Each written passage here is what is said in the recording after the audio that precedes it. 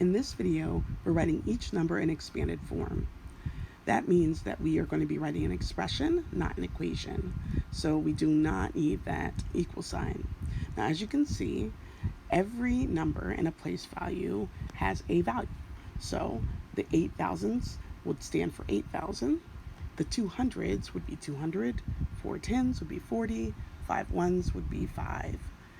And our next number, it's a little bit tricky for some third graders. We've got 5,700s, but no 10s. So a lot of them ask, what do I do? You do not put plus 0.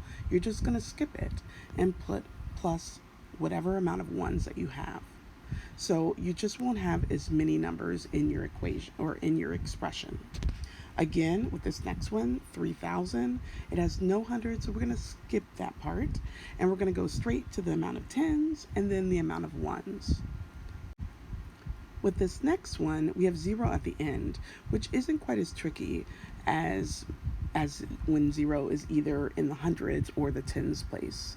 Usually students are able to get that. Now I put 0 plus 0, but we actually don't need that. So I'm going to take that out of there and leave my expression as is. Now for the next two, I want you to pause the video and try them on your own.